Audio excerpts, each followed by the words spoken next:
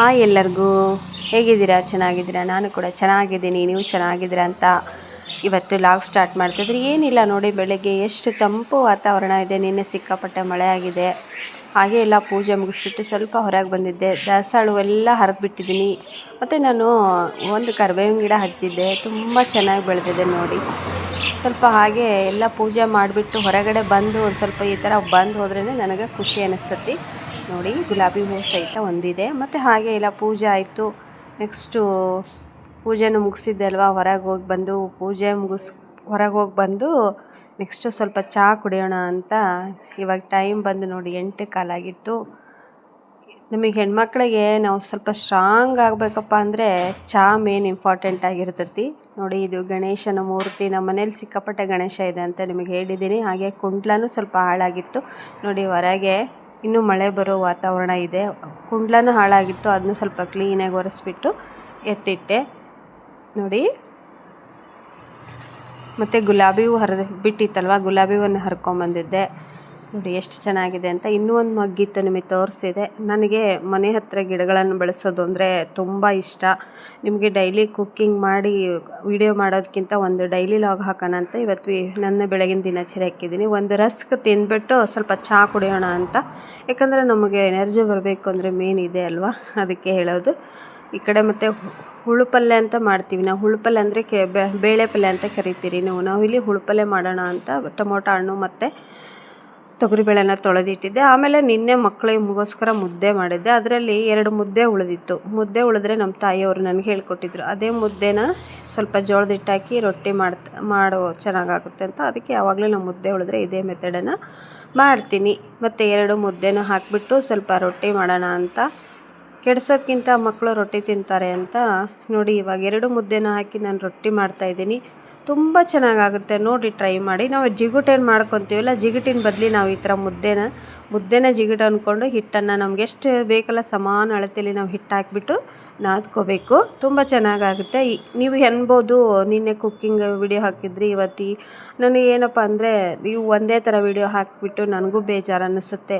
ಸ್ವಲ್ಪ ನಮ್ಮ ದಿನಚರಿನೇ ಹೇಗಿರುತ್ತೆ ಅಂತ ತೋರಿಸಿದ್ರೆ ನಿಮಗೂ ಖುಷಿ ಅನಿಸುತ್ತೆ ಅಂತ ನಮ್ಮ ಕಡೆ ಹಳ್ಳಿ ವಾತಾವರಣ ಹೇಗಿರುತ್ತೆ, ನಾವು ಮಾಡುವಂಥ ಕೆಲಸಗಳನ್ನು ನಿಮಗೂ ತೋರಿಸೋಣ ಅಂತ ತೋರಿಸಿದ್ದೀನಿ. ಇವತ್ತಿಂದು ಬೆಳಗ್ಗೆದು ಇದು ಲಾಗು ದಿನಚರಿ, ಇವತ್ತಿನ ನನ್ನ ದಿನಚರಿ ನಿಮಗೆ ಶೇರ್ ಮಾಡ್ಕೊತಾ ಇದ್ದೀನಿ. ನಮಗೂ ಖುಷಿ ಆಗುತ್ತೆ ಅಲ್ವಾ ನೋಡಿ. ಫಸ್ಟಿಗೆ ನಾವು ಯೂಟ್ಯೂಬ್ ಮಾಡಬೇಕಂದ್ರೆ ತುಂಬ ಭಯ ಪಡ್ತಾಯಿದ್ವಿ. ಆದರೆ ಇವಾಗ ನೋಡಿ ಎಷ್ಟು ಖುಷಿ ಅನಿಸುತ್ತೆ. ನಮಗೆ ಯೂಟ್ಯೂಬ್ ಫ್ಯಾಮಿಲಿಯಲ್ಲಿ ಎಷ್ಟೊಂದು ಕುಟುಂಬ ನಮಗೆ ಸಿಕ್ಕಿದೆ ಅಂತ ನಮಗೆ ತುಂಬಾ ಖುಷಿಯಾಗುತ್ತೆ ನೋಡಿ. ನಾನು ಆ ಮುದ್ದೆನ ತೆಗೆದುಬಿಟ್ಟು ಈ ಥರ ಹಿಟ್ಟು ಮಾಡಿಕೊಂಡು ರೊಟ್ಟಿ ಹಿಟ್ಟಿಗೆ ರೆಡಿ ಮಾಡ್ಕೊತಿದ್ದೆ. ರೊಟ್ಟಿ ಮಾಡೋದಂದರೆ ನನಗೂ ತುಂಬ ಖುಷಿ. ಎಷ್ಟು ರೊಟ್ಟಿ ಮಾಡಿದರೂ ಬೇಜಾರು ಅನಿಸಲ್ಲ. ಯಾಕಂದರೆ ನಮಗೆ ಹಳ್ಳಿಲಿ ಮೇನ್ ಬೇಕಾಗಿರೋದು ರೊಟ್ಟಿ ಇರಬೇಕು. ಬೆಳಗ್ಗೆನೇ ರೊಟ್ಟಿ ತಿಂದ್ಬಿಟ್ಟು ಹೊಲಕ್ಕೆ ಹೋಗ್ತಾರೆ ನಮ್ಮ ಕಡೆ ಜನ ಎಲ್ಲ. ಇದಕ್ಕೆ ಹಸಿಮೆಣಸಿನಕಾಯಿ, ಮೊಸರು ಅಥವಾ ಕಡ್ಲಿ ಚಟ್ನಿ ಈ ಥರ ಎಲ್ಲ ಮಾಡಿಟ್ಟು ರೆಡಿ ಮಾಡಿ ಇಟ್ಕೊಂಡ್ಬಿಡ್ತೀವಿ. ಇಲ್ಲಿ ನೋಡಿ, ಹಿಟ್ಟನ್ನು ನಾನು ನಾದ್ಕೊಂಡು ರೆಡಿ ಮಾಡಿ ಇಟ್ಕೊಂಡಿದ್ದೆ. ಸ್ವಲ್ಪ ಎದ್ದಿಟ್ಟಿಗೆ ಅಂತ ಜೋಳದ ಹಿಟ್ಟು ಹಾಕ್ಕೊಂಡು ಇದೇ ಸ್ವಲ್ಪ ಕಲ್ ಮೇಲೆ ನಾನು ಯಾವಾಗಲೂ ಉದ್ಬಿಡ್ತೀನಿ. ಯಾಕಂದರೆ ಉದ್ಕೊತನ ಬೇಯಿಸಿದ್ವಿ ಅಂದರೆ ನಮಗೆ ಬೇಗ ಕೆಲಸ ಆಗಿಬಿಡುತ್ತೆ. ಮೇನ್ ಇರೋದೇ ನಮ್ಮದು ಬೆಳಗ್ಗೆ 1-2 ತಾಸು ನಾವು ತುಂಬ ಪೇಚಾಡಬೇಕಲ್ವಾ. ತುಂಬ ಅಂದರೆ ಬೆಳಗ್ಗೆ 5 ಗಂಟೆದಿಂದ ಮತ್ತು 10 ಗಂಟೆವರೆಗೂ ನಾವು ತುಂಬ ಕಷ್ಟಪಡಬೇಕು. ಯಾಕಂದರೆ ಮತ್ತು ನಾವು ಮಧ್ಯಾಹ್ನ ಮಾಡಿಕೊಂಡು ಕೆಲಸ ಮಾಡ್ಕೊಂಡು ಆರಾಮಾಗಿ ಮಲ್ಕೋಬೋದು. ಹೊಲಕ್ಕೆ ಹೋಗೋರು ಹೋಗ್ತಾರೆ, ಆದರೆ ನಾವು ಹೊಲಕ್ಕೆ ಹೋಗಂಗಿಲ್ಲ, ಮನೆಯಲ್ಲೇ ಕೆಲಸ ಮಾಡ್ಕೊತೀವಲ್ಲ. ಹಾಗಾಗಿ ನೋಡಿ, ಇವಾಗ ರೊಟ್ಟಿನೂ ಉದ್ತಾ ಇದ್ದೀನಿ. ಸುತ್ತಲೂ ಈ ಥರ ಅರಗನ್ನು ಕಟ್ಕೊಂಡು ರೊಟ್ಟಿ ಉದ್ದಬೇಕು. ನಾವು ಎಷ್ಟು ಉದ್ದಿದ್ರೂ ರೊಟ್ಟಿ ಹರಿಯೋದಿಲ್ಲ ಇವು ನೋಡಿ. ತುಂಬ ಚೆನ್ನಾಗಿ ಆಗ್ತವೆ. ಜಿಗಿಟ್ ಮಾಡ್ಕೊಂಡು ಮಾಡೋದ್ರಿಂದ ಚೆನ್ನಾಗಾಗುತ್ತೆ ಅಂತ ನಿಮಗೆ ಹೇಳ್ತೀನಿ ನೋಡಿ. ಪೂರ್ತಿ ವಿಡಿಯೋ ನೋಡಿ ಸಪೋರ್ಟ್ ಮಾಡಿರಿ. ನಿಮಗೂ ಒಂದು ಐಡಿಯಾ ಸಿಕ್ಕಂಗಾಯ್ತು. ಮುದ್ದೆ ಉಳಿದ್ರೆ ಈ ಥರ ರೊಟ್ಟಿ ಮಾಡಿ. ಮತ್ತು ನೀವು ಯಾರೆಲ್ಲ ಮುದ್ದೆ ಮಾಡ್ತೀರಾ ಅಂತಲೂ ನನಗೆ ಕಮೆಂಟ್ ಬಾಕ್ಸ್ ಒಳಗೆ ಕಮೆಂಟ್ ಹಾಕೋದನ್ನು ಮರಿಬೇಡಿ ನೋಡಿ. ಇಷ್ಟು ದೊಡ್ಡ ರೊಟ್ಟಿ ಉದ್ಬಿಟ್ಟು ತೋರಿಸ್ತೀನಿ. ಮತ್ತು ಈ ಕಡೆ ಹಂಚು ಕಾಯಕ್ಕಿಟ್ಟಿದ್ದೆ. ಮೊದಲು ರೊಟ್ಟಿ ಮಾಡಿ ಬೇರೆ ಕೆಲಸ ಮಾಡ್ಕೊಳ್ಳೋಣ ಅಂತ ರೊಟ್ಟಿನೆಲ್ಲ ಮಾಡಿಬಿಟ್ಟು ರೊಟ್ಟಿಗೆ ನೀರು ಹಚ್ಚಿ ರೊಟ್ಟಿ ಬೇಯಿಸಿ ಏನಿಲ್ಲ ಅಂದರೂ ಒಂದು 15 ರೊಟ್ಟಿ ಮಾಡಿದೆ ನಾನು. ಅದರಲ್ಲಿ 15 ರೊಟ್ಟಿ ಅಂದರೆ ಮಧ್ಯಾಹ್ನಕ್ಕೆ ಆಗೋಷ್ಟು ಅಷ್ಟೇ ಮಾಡಿದೆ. ಮತ್ತು ಮಕ್ಕಳಿಗೆ ನಮಗೂ ತುಂಬ ಸ್ವಲ್ಪ ಶೀತ ಆಗಿರೋದ್ರಿಂದ, ಯಾಕಂದರೆ ಮೊನ್ನೆಲ್ಲ ಬಿಸಿಲು ಬಿದ್ದಿತ್ತು. ಇವಾಗ ಒಮ್ಮಿಂದೊಮ್ಗಿನ ಗಾಳಿ ಬೀಸೋದ್ರಿಂದ ಸ್ವಲ್ಪ ಎಲ್ಲರಿಗೂ ಕೋಲ್ಡ್ ಆಗಿದೆ. ಹಾಗಾಗಿ ಮತ್ತು ಮಕ್ಕಳು ಏನಾದರೂ ಮಾಡಿಕೊಡು ಬೇರೆ ಅಂತಂದರು.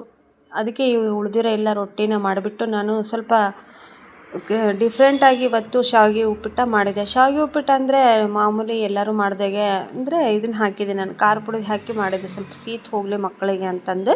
ಮತ್ತು ನೋಡಿರಿ 15 ರೊಟ್ಟಿ ಉದ್ದಿದೆ, ಸೇಮ್ 15 ರೊಟ್ಟಿ ಕರೆಕ್ಟ್, ಅದು ನಾನು ಎಣಿಸಿಲ್ಲ, ಅಂದಾಜು ಹೇಳ್ತಾ ಇದ್ದೀನಿ, ಒಂದು 15 ರೊಟ್ಟಿ ಆಗಿರ್ಬೋದು ಇವು. ನೋಡಿ ಮಧ್ಯಾಹ್ನಕ್ಕೆ ತಿನ್ನೋಕ್ಕಾದು, ಮಕ್ಕಳೆಲ್ಲ ರೊಟ್ಟಿ ಇಷ್ಟಪಡ್ತಾರೆ ಹಾಗಾಗಿ. ಮತ್ತು ಈ ಕಡೆನೂ ಶಾವಿಗೆ ಉಪ್ಪಿಟ್ಟು ಮಾಡೋಣ ಅಂತ ರೆಡಿ ಮಾಡ್ಕೊಂಡಿದ್ದೆ. ಶಾವಿಗೆ ಉಪ್ಪಿಟ್ಟಿಗೆ ಎಣ್ಣೆನೂ ಕಾಯಕ್ಕೆ ಇಟ್ಟಿದ್ದೆ.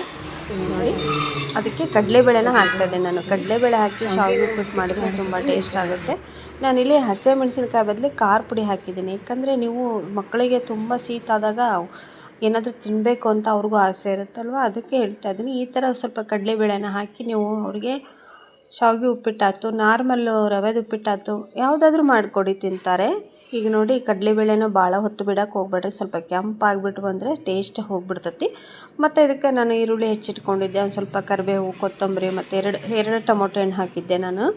ಟೊಮೆಟೊ ಹಣ್ಣೆಲ್ಲ ಹಾಕಿಬಿಟ್ಟು ಮಿಕ್ಸ್ ಮಾಡ್ಕೊತೀನಿ. ಇದಕ್ಕೆ ನಾನು ಏನು ಮಾಡ್ತೀನಿ ಅಂದರೆ ಸ್ವಲ್ಪ ಖಾರದ ಪುಡಿ ಹಾಕ್ತೀನಿ, ಸ್ವಲ್ಪನೇ ಜಾಸ್ತಿನೇ ಹಾಕ್ತಾಯಿದ್ದೀನಿ. ಬ್ಯಾಡಗಿ ಚಿಲ್ಲಿ ಪೌಡರನ್ನು ಹಾಕಿಬಿಟ್ಟು ನಾನು ಉಪ್ಪಿಟ್ಟು ಮಾಡಿಕೊಡ್ತೀನಿ. ಈ ಥರ ಅವ್ರಿಗೆ ಒಂದೇ ಥರ ಅವ್ರಿಗೂ ಶಾವಿಗೆ ಉಪ್ಪಿಟ್ಟು ತಿಂದು ಬೇಜಾರಾಗಿರುತ್ತಲ್ವ, ಈ ಥರ ಉಪ್ಪಿಟ್ಟು ಮಾಡಿ. ನೋಡಿ ರೊಟ್ಟಿನೂ ಆಯಿತು, ಮತ್ತು ಪಲ್ಯಕ್ಕೆ ನಾನು ಉದುರುಬೇಳೆ ಪಲ್ಯ ಅಂದರೆ ಹುಳುಪಲ್ಯ ಅಂತ ಅಂದೇವಲ್ಲ, ಹುಳುಪಲ್ಯಕ್ಕೆ ಬೇಳೆನೂ ಎಲ್ಲ ಬೆಂದಿತ್ತು, ಮತ್ತು ಅದನ್ನು ಪಲ್ಯ ಮಾಡಬೇಕಿತ್ತು. ಈಗ ನೋಡಿ ನಾನು ಮೊದಲು ಉಪ್ಪಿಟ್ಟು ಅದು ಕುದಿ ಬರಬೇಕಲ್ವ, ಹೆಸರು ಕಾಯೋವರೆಗೂ ಬೇರೆ ಕೆಲಸ ಮಾಡ್ಕೊತೀನಿ. ನಂದು ಏನಿಲ್ಲ ಅಂದರೂ 11 ಗಂಟೆಗೆಲ್ಲ ಕೆಲಸ ಆಗಿಬಿಡ್ತೈತಿ. ಬಟ್ಟೆನೂ ನಮ್ಮದೇನು ವಾಷಿಂಗ್ ಮಷಿನ್ ಇಲ್ಲ, ನಾವು ಬಟ್ಟೆನ ನಾನು ಸೆಳಿತೀನಿ, ಯಾಕಂದರೆ ಮಕ್ಕಳು ಹಾಸ್ಟೆಲಲ್ಲಿ ಇರೋದ್ರಿಂದ ನಮ್ಮ ಇಬ್ಬರದೇ ಬಟ್ಟೆ ಅಲ್ವ, ಹಾಗಾಗಿ ನಾನೇನು ತೊಗೊಂಡಿಲ್ಲ, ಅದನ್ನು ತಂದು ಕೊಡ್ತೀನಿ ಅಂದರೂ ನಾನು ತೊಗೊಂಡಿಲ್ಲ. ಮತ್ತು ಇಲ್ಲಿ ನೋಡಿ ಶಾವಿಗೆ ಉಪ್ಪಿಟ್ಟು ರೆಡಿ ಆಯಿತು. ಎಷ್ಟು ಚೆನ್ನಾಗಾಗಿದೆ ನೋಡಿ, ಟ್ರೈ ಮಾಡಿ, ತುಂಬ ಚೆನ್ನಾಗಾಗುತ್ತೆ. ನೀವು ಖಾರದ ಪುಡಿ ಹಾಕಿ ಮಾಡಿದರೆ ಭಾಳ ಟೇಸ್ಟ್ ಆಕತಿ. ಈ ಕಡೆ ನೋಡಿ ಹುಳುಪಲ್ಯನೂ ರೆಡಿ ಮಾಡಿದ್ವಿ. ಹುಳುಪಲ್ಯ ಅಂತ ಜಾಸ್ತಿ ನಾವು ಹಳ್ಳಿಯಲ್ಲಿ ಇದನ್ನು ಕರಿತೀವಿ, ಬೇಳೆ ಪಲ್ಯ ಬೇರೆ, ಹುಳುಪಲ್ಯ ಬೇರೆ, ಉದುರುಬೇಳೆ ಪಲ್ಯ, ಈ ಥರ ಒಂದೊಂದು ಥರ ಕರೀತಾರೆ ಒಂದೊಂದು ಸೈಡು. ಆದರೆ ನಾವು ಇದಕ್ಕೆ ಹುಳುಪಲ್ಯ ಅಂತ ಕರಿತೀವಿ. ಅದಕ್ಕೆ ನಾನು ಸ್ವಲ್ಪ ಸೊಪ್ಪಿತ್ತು ಹಿಂದ್ಗಡೆ, ಸೊಪ್ಪು ಹಚ್ಚಿದ್ದೆಲ್ಲ ಸೊಪ್ಪು ಬಿಟ್ಟಿತ್ತು, ಅದನ್ನೇ ಸ್ವಲ್ಪ ನೋಡಿ ಅರಿವೆ ಸೊಪ್ಪು ಮತ್ತು ಉಚ್ಚಕ್ಕಿ ಸೊಪ್ಪಿತ್ತು, ಅದನ್ನೇ ಹಾಕಿಬಿಟ್ಟು ಮಾಡಿದೆ. ಎಲ್ಲ ಆಗಿ ತಿಂಡಿ ತಿಂದು ಬಟ್ಟೆನ ಒಂದು ತೊಳೆಯೋಣ ಅಂತ ಹೊರಗೆ ಬಂದೆ. ಏಕೆ ಇನ್ನೂ ಬಿಸಿಲು ಬಿದ್ದಿಲ್ಲ ಇವತ್ತು. ಇಲ್ಲೆಲ್ಲರೂ ನೋಡಿ ಫ್ರೆಂಡ್ಸ್, ಇವಾಗ ಅದು ಯಾವುದೋ ಕೆಲಸಕ್ಕೆ ಹೋಗ್ತಾರೆ, ಬೆಳಗ್ಗೆ 5:30ಗೆ ಹೋದಾರೋ 11 ಗಂಟೆಗೆ ಬರ್ತಾರೆ. ನೋಡಿ ಅದು ಈ ಎನರ್ಜಿ ಕೆಲಸನೇನೋ ಅಂತಾರೆ ಗೊತ್ತಿಲ್ಲ, ಅಲ್ಲೆಲ್ಲ ಬರ್ತಾಯಿದ್ದಾರೆ ನೋಡಿರಿ. ಹಳ್ಳಿ ಅಂದಮೇಲೆ ಇದೇ ಥರ ಇರುತ್ತೆ ಅಲ್ವಾ. ನೋಡಿ ವಾರದಲ್ಲಿ ಒಂದು ಸಲನಾದರೂ ನನ್ನ ದಿನಚರಿನ ಹಾಕ್ತೀನಿ, ನೋಡಿ ಸಪೋರ್ಟ್ ಮಾಡಿರಿ. ನಿಮ್ಮೆಲ್ಲರ ಸಪೋರ್ಟು ತುಂಬ ಮುಖ್ಯ ಆಗೈತಿ. ವಿಡಿಯೋ ಹೇಗಿತ್ತು ಅಂತ ಕಮೆಂಟ್ ಬಾಕ್ಸ್ ಒಳಗೆ ಹೇಳೋದನ್ನು ಮರಿಬೇಡ್ರಿ. ಆ ತಾಯಿ ಬನಶಂಕರಿ ಅಮ್ಮ ಎಲ್ಲರಿಗೂ ಒಳ್ಳೇದು ಮಾಡಲಿ ಅಂತ ಕೇಳ್ಕೊತೀನಿ. ಮತ್ತೆ ಸಿಗ್ತೀನಿ. ಎಲ್ಲರಿಗೂ ಧನ್ಯವಾದಗಳು ಫ್ರೆಂಡ್ಸ್.